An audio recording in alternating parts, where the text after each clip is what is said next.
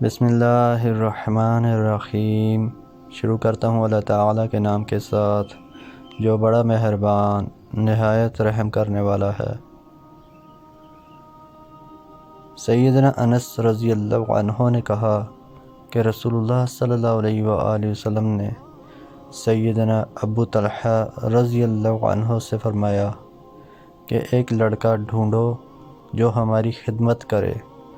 سو سیدنا ابو طلحہ رضی اللہ عنہ مجھے لے کر گئے اپنی سواری پر پیچھے بٹھا کر، اور میں رسول اللہ صلی اللہ علیہ وآلہ وسلم کی خدمت کیا کرتا تھا۔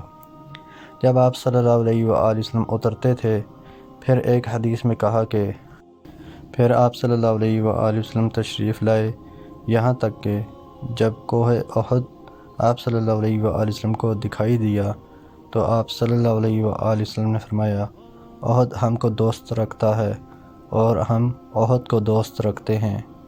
پھر جب مدینہ کے قریب آئے تو فرمایا کہ یا اللہ، حرام کرتا ہوں ان دونوں پہاڑوں کے درمیان کو، جیسا ابراہیم علیہ السلام نے حرام کیا مکہ کو۔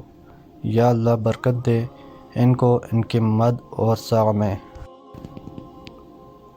عاصم نے کہا، میں نے سیدنا انس بن مالک رضی اللہ عنہ سے کہا، کیا رسول اللہ صلی اللہ علیہ وآلہ وسلم نے حرم ٹھہرایا مدینہ کو؟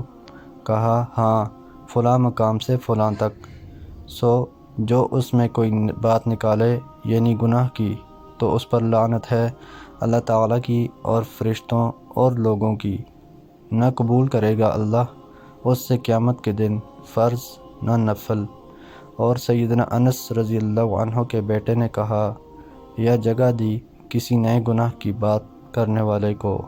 ابو الاسود دیلی کہتے ہیں کہ میں مدینہ آیا تو عمر بن خطاب رضی اللہ عنہ کے پاس آ کر بیٹھا۔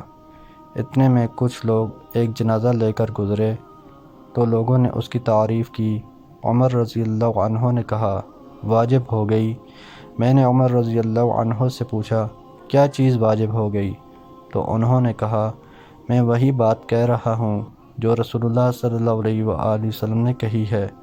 آپ نے فرمایا، جس کسی بھی مسلمان کے نیک ہونے کی 3 آدمی گواہی دیں اس کے لیے جنت واجب ہو گئی۔